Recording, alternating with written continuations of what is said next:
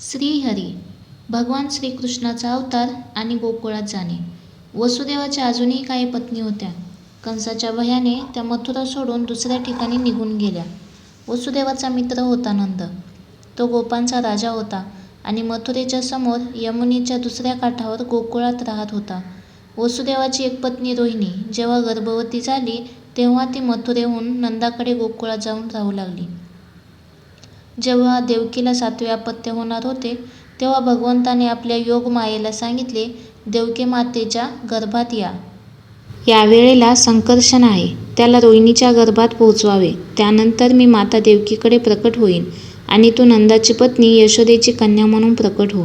भगवंताच्या आज्ञेप्रमाणे योगमायेने देवकीचा गर्भ रोहिणीच्या गर्भात पोहोचवला. रोहिणीचा गर्भ देखील त्यातच मिसळला गेला. यामुळे बलराम प्रकट झाला. मथुरेत सर्वांना असेच कळले की देवकीचा 7वा गर्भपात झाला.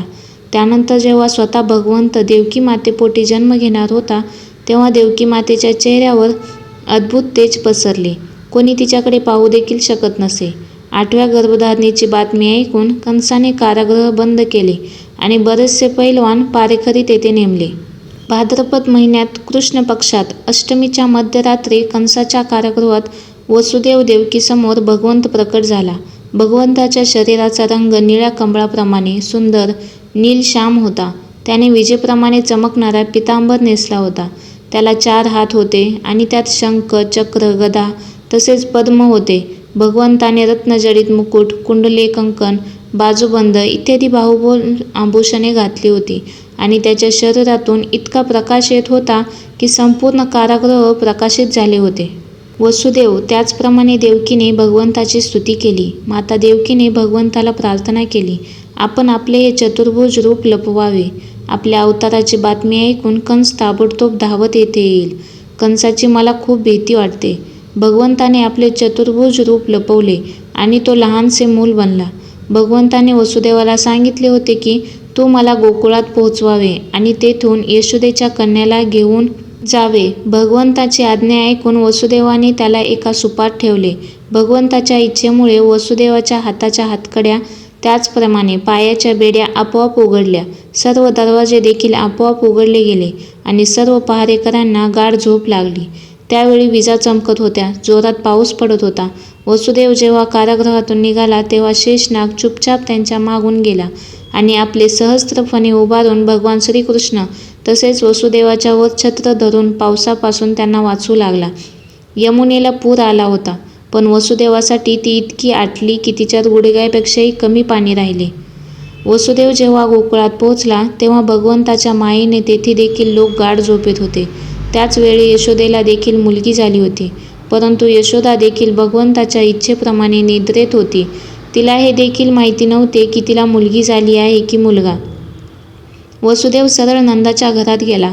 त्याने यशोदेची आतच जन्मलेली मुलगी उचलली आणि तेथे भगवंत श्रीकृष्णाला ठेवले आणि तो मथुरेला परतला. वसुदेव कारागृहात येताच दरवाजे आपोआप परत बंद झाले. वसुदेवाने हातकडी व बेड्या देखील घातल्या. त्याच वेळी ती गोकुळातून आणलेली मुलगी रडू लागली. तिचे रडणे ऐकून पहारेकराची झोप उडाली. ते कंसाकडे धावत पोहोचले आणि त्याला देवकीला मूल झाल्याची बातमी दिली. कंस तर भीतीने देवकीला पुत्र होण्याचीच वाट पाहत होता. त्याला झोप येतच नव्हती. बातमी मिळताच तलवार घेऊन उघड्या डोक्यानिशीच तो धावू लागला. देवकीने कंसाला येताना पाहून त्या मुलीला पदरात लपवले. रडत रडत देवकीने कंसाला प्रार्थना केली, दादा, ही तर मुलगी आहे, तू हिला मारू नकोस. पापी कंस देवकीवर ओरडला आणि मुलीला हिसकावून तिचे पाय पकडून दगडावर आपटू लागला. परंतु ती कोण साधारण मुलगी तर नव्हतीच, ती योगमाया होती. कंसाच्या हातून निसटून ती आकाशात निघून गेली. तिथे ती अष्टभुजा रूप धारण करून कंसाला म्हणाली, दुष्ट कंसा, तुला मारणारा जन्मला आहे. तो आता उगाचच निरपराध लोकांना त्रास देऊ नकोस. तेजोमयी अष्टभुजा देवी कंसाला ही बातमी देऊन अदृश्य झाली. तिची बातमी ऐकून कंसाला खूप भीती वाटली आणि दुःख देखील झाले. त्याने विचार केला की वसुदेव देवकीच्या पुत्रांना उगाचच मारले. त्याने त्याचा मेहुणा वसुदेव त्याचप्रमाणे बहीण देवकीच्या हातकड्या बेड्या काढल्या. आपल्या अपराधाबद्दल क्षमा मागून कंसाने त्याला घरी पाठविले.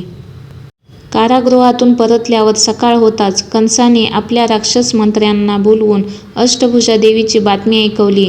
कंसाचे राक्षस मंत्री देखील अतिशय पापी आणि खोंशी होते. त्यांनी कंसाला सल्ला दिला की इथे 10-15 दिवसात जितकी मुले झाली असतील ते सर्व मारून टाकावी. कंसाने पूतना, शकटासूर, वेमासूर इत्यादी राक्षसांना सर्व ठिकाणी फिरून मुलांना मारण्याची आज्ञा दिली.